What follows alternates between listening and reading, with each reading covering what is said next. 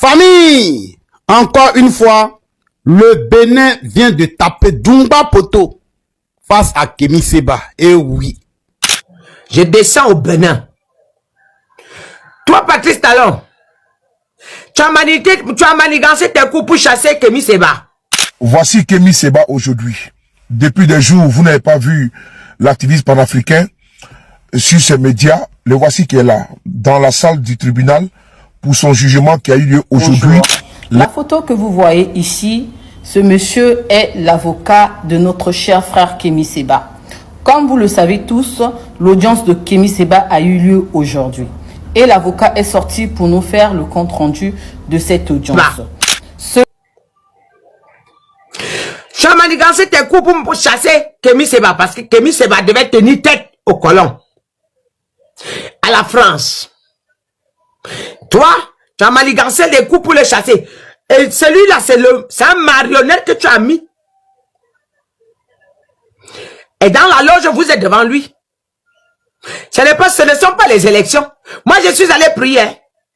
Dieu m'a dit que c'est un marionnette que vous avez mis. Patrice Talon n'est pas quitté.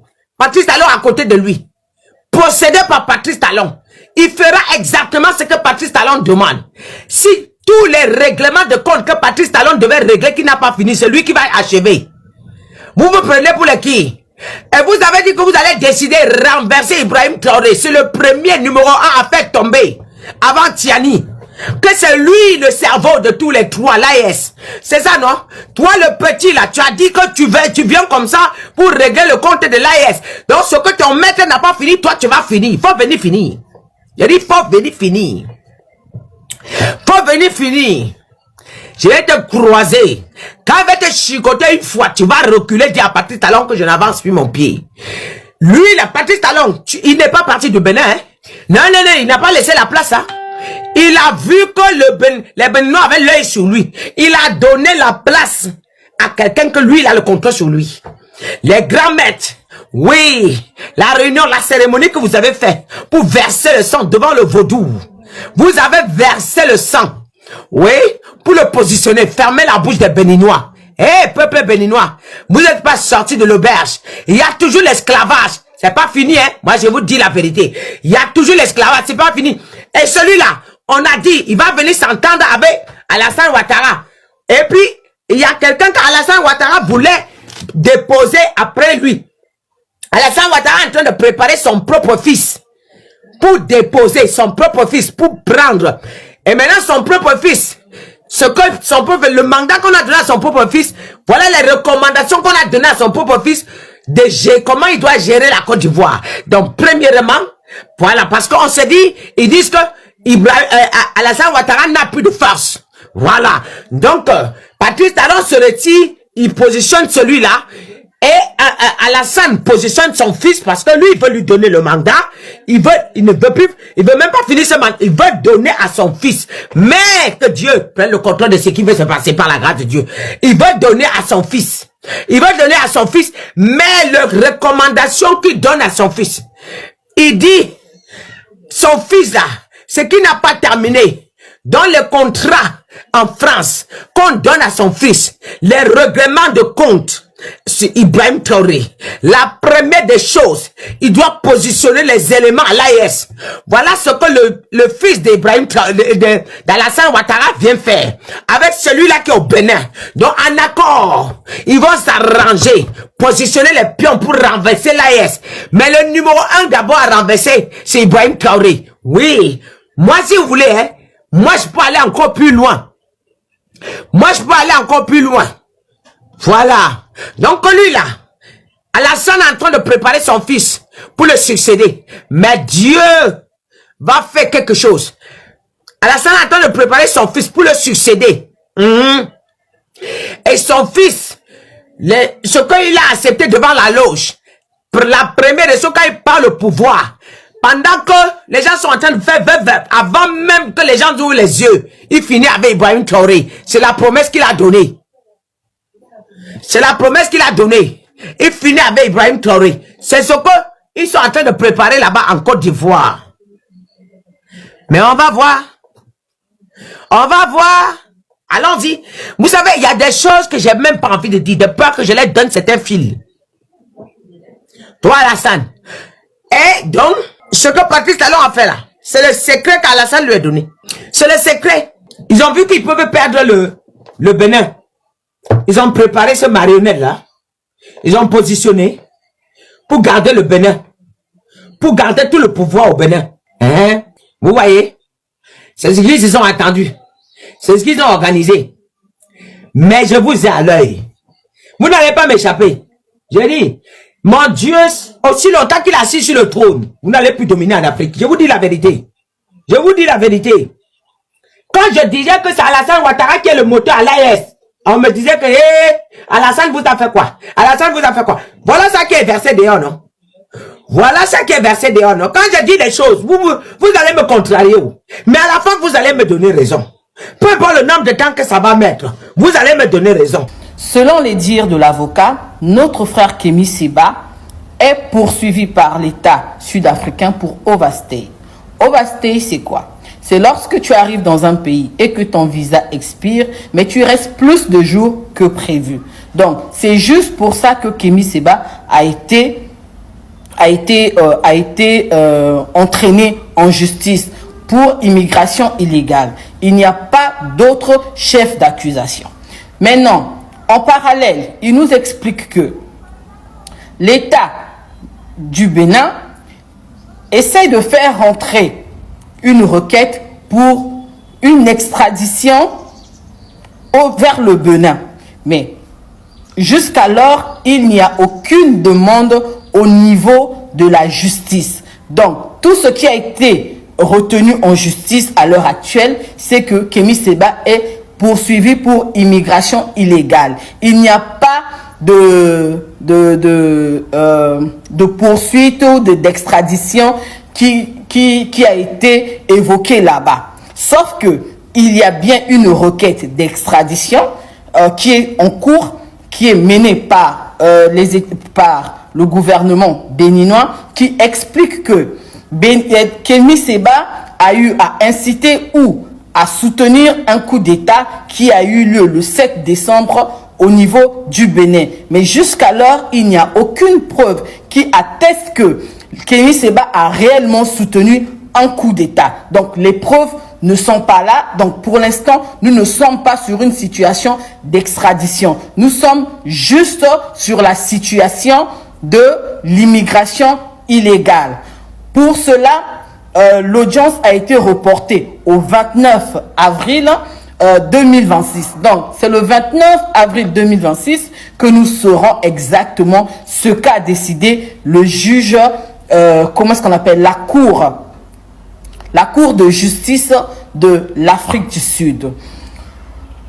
Pour ce, nous disons tous soutien à notre frère Kémy Séba, free Kémy Séba, libérer Kémy Séba. Nous sommes tous derrière Kémy Séba. Nous ne lâchons rien.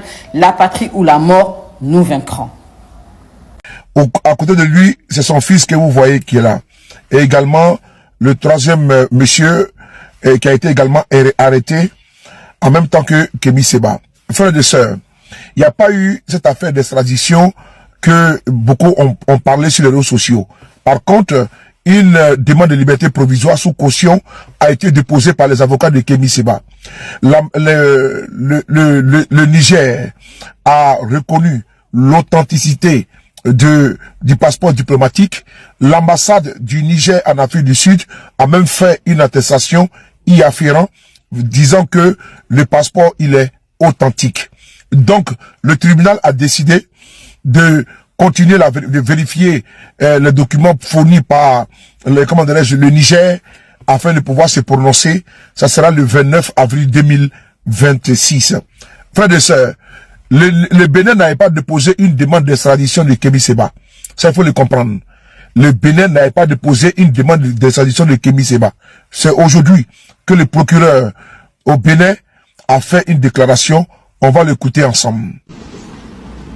Le 13 avril 2026, le nommé Kapochichi Stelio Gilles Robert, alias Kémy Séba, a été arrêté à Pretoria, République d'Afrique du Sud, par la direction des enquêtes criminelles prioritaires pour de multiples infractions aux lois sud-africaines. L'intéressé de nationalité béninoise, né de parents eux-mêmes béninois, est régulièrement enregistré comme tel au registre de l'état civil du Bénin, faisant l'objet de 2 mandats d'arrêt délivrés à son encontre par la commission d'instruction de la Cour de répression des infractions économiques et du terrorisme. Le premier mandat d'arrêt en date du 13 juin 2025 porte sur des faits de blanchiment de capitaux. Le second, en date du 12 décembre 2025, concerne des faits d'apologie de crimes ainsi que d'incitation à la haine et à la violence. En exécution de ces mandats d'arrêt, j'ai officiellement saisi les autorités judiciaires de la République d'Afrique du Sud par les canaux légaux d'une demande d'arrestation provisoire du nommé Kapochichi Stelio Gilles Robert. La dite demande vise à obtenir son placement en détention provisoire en Afrique du Sud au titre des infractions commises au Bénin, dans l'attente de la formalisation d'une demande d'extradition vers le Bénin. À ce stade, la demande d'extradition du Bénin n'a pas encore été soumise. En ma qualité de procureur spécial près la Cour de répression des infractions économiques et du terrorisme, je procède actuellement à la préparation de cette demande, laquelle s'inscrit dans le cadre des conventions multilatérales auxquelles la République du Bénin et l'Afrique du Sud sont parties. Il s'agit d'une procédure essentiellement judiciaire, préparée, transmise et examinée par les autorités judiciaires de l'État requérant et de l'État requis. Les autorités politiques n'interviennent à ce stade que pour assurer la transmission des demandes par voie diplomatique. Vous avez écouté le procureur du Bénin qui vous informe que lui va saisir illico presso les autorités judiciaires sud-africaines afin de pouvoir extrader Kémy Séba. Voici le dossier complet qui est là. L'affaire, c'est une affaire de comme ça même, d'immigration clandestine. Et donc, à un moment donné, on s'est retrouvé avec une personne avec un passeport diplomatique. Il fallait vérifier les passeports. Et survient également des alertes, des notices d'Interpol d'une personne qui est recherchée. Tout ça l'un mis dans l'autre. On se retrouve confronté à une vérification qui doit venir du Niger, ce qui est confirmé. La justice prend son temps. Le Niger a confirmé, validé que le passeport de Kémy Séba est un passeport valide, authentique. Donc, dans l'amusement là, ils avaient demandé vraiment l'extradition de Kémy Séba depuis la dernière fois qu'il a été arrêté en Afrique du Sud. Ils avaient envoyé une demande. Mais Dieu merci, ça a échoué. On écoute ceci les gars, on écoute. Partagez la vidéo dans tous les coins. Les ruminants, ils doivent entendre ça. La demande d'extradition de Kémy Séba, transmise par l'État du Bénin, ne respectait pas les conditions exigibles. Elle n'a pas été considérée comme recevable et elle a été rejetée par la magistrat Cour de Pretoria.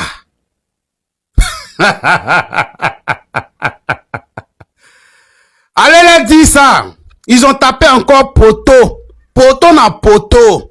A déclaré Maître Juan Branco, avocat de Kémy Séba et le conseiller du chef d'État. Ah bon, hein, c'est le... Ah bon, c'est l'avocat de Kémy Séba là. C'est le conseiller du président général Tchani. Alors là, mais ça c'est... Mais attends, vous aussi. Comment ça va marcher? Ça peut pas marcher. On peut jamais envoyer Kémy Séba quelque part. Vous me connaissez? Tiens! Oh, Joe, partagez ça dans tous les coins. Je savais pas même.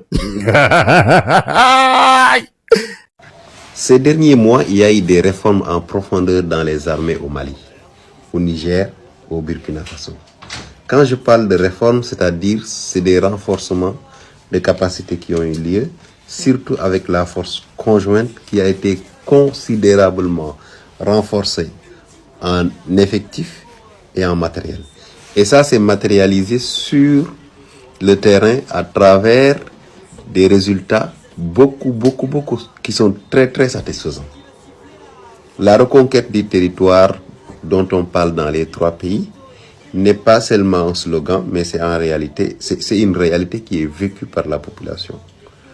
Au cours des jours à venir, je vais vous faire une série de vidéos pour vous expliquer dans les 3 États quelles sont les évolutions qui ont été faites et comment la force conjointe aujourd'hui est en train de devenir une force majeure en l'espace de quelques mois. Déjà, le nombre a été multiplié par 3 et ce n'est pas seulement des individus recrutés, c'est des bataillons qui sont formés, c'est des bataillons qui sont équipés, des bataillons qui sont déployés sur le terrain et qui aujourd'hui font d'excellents résultats et qui font aujourd'hui la fierté de tous les Africains qui font de leur priorité la liberté, le développement et la souveraineté des Africains. Je pense que vous allez beaucoup mieux comprendre comment c'est fait avec les séries de vidéos que je vais faire au cours de la semaine pour vous expliquer, que ce soit au Mali, au Niger, au Burkina. Au Mali, on a de plus en plus des camps, des bases militaires qui sont ouverts, installés dans des communes qui ne s'attendaient même pas un jour à voir des soldats. Il y a quelques années, ils osaient même pas y mettre les pieds. Aujourd'hui, les autorités sont fières d'accueillir des militaires qui viennent installer des bases militaires. Et ça entre dans le cadre de la reconquête du territoire, parce que dans un territoire qui était, il y a quelques années, des zones de non-droit, où les autorités administratives, ou je dirais même les autorités étatiques, n'osaient pas mettre le pied.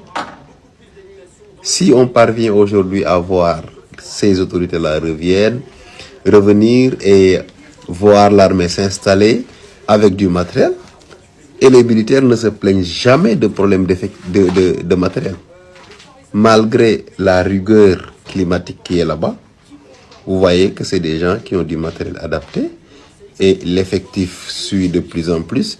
Les campagnes de recrutement qui ont eu lieu depuis le début, je dirais, ont porté leurs fruits parce que ça a encouragé les jeunes à intégrer l'armée.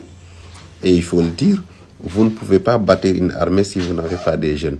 Et ce n'est pas des jeunes qui sont juste attirés comme ça par les événements ou par l'euphorie. Non, c'est des jeunes qui ont décidé d'adhérer à la suite d'un raisonnement basé sur le patriotisme. Ce qu'il est dit, voilà, vous êtes un patriote. Il n'y a personne qui défendra votre pays à votre place. Si vous le comprenez, intégrez l'armée. Si vous ne comprenez pas, le minimum, c'est de s'abstenir de déranger l'armée. Et aujourd'hui, la plupart des jeunes qui intègrent savent que leur mission principale, c'est la souveraineté. C'est le combat contre l'impérialisme. C'est le combat pour la dignité du peuple des 3 pays. Donc, c'est un élément extrêmement important et je pense que les journalistes africains doivent un peu plus s'intéresser à l'actualité dans les autres pays. Parce que, allez voir les chaînes de télévision de la sous-région, beaucoup d'entre eux sont plus focalisés sur leur propre actualité.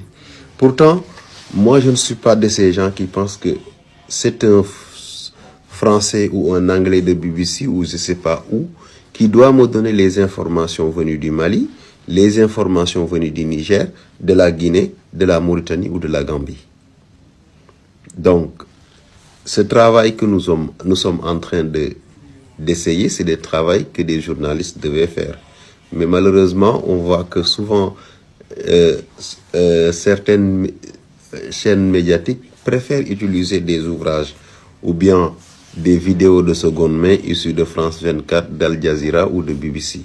Alors que à côté, vous traversez la frontière, vous pouvez avoir des images réelles, vous pouvez avoir des sources d'informations fiables sur les avancées de la lutte contre le terrorisme, sur les difficultés qui sont aujourd'hui rencontrées, sur les enjeux réels du terrorisme, d'où vient le terrorisme, comment les populations de ces pays-là le vivent, qu'est-ce qu'ils attendent des autorités actuelles, quels sont les efforts qui sont en train d'être faits par les autorités.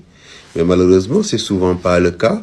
On est obligé, nous, en tant que créateurs de contenu, d'essayer d'aller à la source et de faire des extractions de données, faire des cumuls de données pour essayer de faire une vidéo au moins qui pourra servir de base à toutes les personnes qui sont intéressées par ce qui se passe là-bas. Bien que nous savons que nous ne sommes pas des professionnels, on est juste passionnés par l'information et la recherche, ce qui fait que on ne va jamais être fatigué d'aller vers la bonne information. L'information aujourd'hui est disponible partout, mais il faut savoir faire le recoupement pour, à travers une petite vidéo de 5 à 10 minutes, essayer de concentrer le maximum d'informations utiles qui vont servir à qui va servir à l'ensemble des personnes qui vous regardent. Et c'est un travail qui n'est pas compliqué, mais qui nécessite juste un certain engagement. Et il faut aussi avoir de l'amour pour ça. Je pense que c'est quelque chose que vraiment, sur quoi j'appelle les journalistes africains, qu'ils arrêtent d'utiliser les vidéos de seconde main issues de France 24 ou de je sais pas quel média, TV5 ou autre, de savoir que une information en Afrique ne doit pas être transmise par les Africains, par un média africain, à travers des vidéos qui passent par l'Europe et revenir en Afrique. Je ne suis pas d'accord. Un événement qui se passe au Sénégal, le Malien ne doit pas le connaître, le découvrir via France 24. Le Malien ne doit pas découvrir un événement qui s'est déroulé en Côte d'Ivoire via TV5 Monde. C'est exactement pareil pour nos armées. Comment ça évolue? Qu'est-ce qui est fait? Bon, il y a des domaines qui relèvent des données confidentielles, ça on ne peut pas y accéder. Mais il y a un minimum de connaissances qu'on peut avoir parce que les armées communiquent, ils ont tous leur dire-pas. Et ces informations issues de ces sites-là, il suffit de savoir faire le recoupement pour faire une vidéo très intéressante, pour faire une vidéo riche en informations et une vidéo qui va servir aussi. Parce que les vidéos que nous faisons, c'est des données. Ces données-là, c'est des données fiables qui sont issues de sites fiables. Donc, on peut dire que c'est des choses qui peuvent servir surtout aux jeunes gens qui ont des objectifs de basculer vers la recherche, que ce soit en géopolitique, en géographie même, parfois en sociologie, pourquoi pas. Donc c'est ça, je vais venir dans les prochains jours avec beaucoup de vidéos pour vous éclairer qu'est-ce qui se passe réellement et quelles sont les avancées, quelles sont les difficultés et réellement comment les populations voient aujourd'hui le terrorisme et voient l'effort que les trois gouvernements sont en train de faire et la reconquête du territoire, quel est son niveau d'avancement, quelles sont les nouvelles bases militaires qui ont été créées et malgré les difficultés, est-ce que la population a toujours espoir qu'un jour la paix viendra, bien que lui-même sait que la paix n'est pas un mot, mais c'est un état d'esprit, c'est également une manière de vivre et également une situation vécue, c'est-à-dire à l'état actuel, ce que tu es, ce que tu vis, c'est ça qui détermine si tu as la paix ou pas. Comment le ministre, Robert Dussé a introduit le ministre Jean Karamoko et comment le ministre Jean Karamoko lui a répondu dans le cadre de la parenté à plaisanterie. Après, je vais vous amener, notez bien les minutes, parce que c'est une démonstration scientifique. C'est comme ça qu'on casse les rumeurs et les malversations médiatiques. Ensuite, nous allons aller à la parenté à plaisanterie entre le ministre Robert Dussé et son homologue frère Abdoulaye Diop du Mali. Elle se trouve à 1h06 minutes. Quand Robert Dussé introduit eh bien, Abdoulaye Diop, il fait une blague. Et vous allez aussi entendre comment Abdoulaye Diop répond. Et enfin, nous allons aller au moment où le ministre Robert Dussé introduit le ministre, Bakary Yahou Sangaré du Niger. Il lui fait une blague pour commencer. Et là, vous allez mieux comprendre la blague en retour que le ministre Bakary Yahou Sangaré a faite à la minute 1h38. 1h38e minute. Et là, vous voyez que c'était de la parenté à plaisanterie et que ceux qui disent que c'était vraiment un fait qui était relaté, que Robert Dussé a rédigé les discours des ministres de l'AES, du ministre, ce sont des petits flagorneurs, hein, ce sont des individus acculturés, c'est-à-dire des individus qui n'ont pas d'enracinement dans l'Afrique. Parce que nous, qui sommes des Africains de tradition, on sait ce que c'est que la parenté à plaisanterie. La démonstration commence sans plus tarder. Je vais à la vidéo et on va commencer par le premier échange de parenté à plaisanterie qui a eu lieu entre le ministre Robert Dussé et le ministre, Jean Karamoko du Burkina Faso, qui, de tous les trois ministres de l'AES, a parlé en premier. Pourquoi est-ce qu'il a parlé en premier, le ministre burkinabé? Il a parlé en premier parce que le Burkina Faso assure actuellement, en la personne du président du Faso, son excellence, le capitaine, Ibrahim Traoré, la présidence de la confédération de l'AES. C'est le Burkina Faso qui a parlé en premier au nom de l'AES, parce qu'il est en exercice, de la présidence confédérale. Et seulement en second est venu le ministre, l'ambassadeur Abdoulaye Diop, et chacun des ministres de l'AES, que ce soit même le ministre Sangaré, les deux ont commencé par dire que tout ce qu'avait dit leur homologue, du Burkina Faso, était endossé par les gouvernements du Mali et du Niger. Et que eux, Abdoulaye Diop et Bakary Yahou Sangaré viendraient simplement faire des remarques complémentaires, parce que c'est la diplomatie du Burkina qui parle en premier, puisque le Burkina est président confédéral en exercice. Vous avez compris? Sans plus tarder, nous allons aller à la première démonstration. Nous allons à la 51e minute. Écoutez bien. Merci, monsieur le conseiller. Je vais prier maintenant son Excellence Karamoko Jean-Marie Traoré, dit Albinos Noir. Voilà, ça commence. Ministre des Affaires étrangères, de la coopération régionale et des Burkinabés de l'extérieur à prendre la parole. Mais pour l'accompagner au pupitre, je vais profiter pour vous dire que ce n'est pas seulement l'albinos noir quand on est au Burkina Faso, il y a aussi l'hiver noir. Voilà. Donc, monsieur Karamoko, je vous prie de nous expliquer ce que c'est l'albinos noir et l'hiver noir. Vous avez entendu? Merci, monsieur le ministre. Écoutez la réponse du Burkina. Merci, monsieur le ministre. Cher ami, une présentation claire et synthétique sur l'albinos et l'hiver viendra certainement après. Mais ce matin, je pense qu'on va se focaliser sur le document de stratégie. Excellence, monsieur le ministre des Affaires étrangères. Vous avez écouté la première séquence. Quand le ministre Karamoko se lève pour aller parler, le ministre Robert Dussé, qui préside la séance, lui glisse une blague de parenté à plaisanterie. Il lui dit, profitez-en pour nous expliquer les deux énigmes célèbres du président du Faso Ibrahim Traoré, à savoir l'albinos noir et l'hiver noir. Et le ministre Robert Dussé en profite pour nous dire que on considère dans leur milieu à eux, les ministres, que l'albinos noir, c'est même le ministre Karamoko. Comme vous le savez, il est de teint clair. C'est un Burkinabé de teint clair. Donc, sans doute, entre eux, il y a cette blague d'appeler le ministre Karamoko l'albinos noir. Et vous avez entendu comment le ministre Karamoko botte en touche. Dans le cadre de la parenté en plaisanterie, il dit, ça là, on va expliquer ça plus tard, mais permettez-moi de me focaliser sur l'objet de la réunion. C'est comme ça qu'il répond.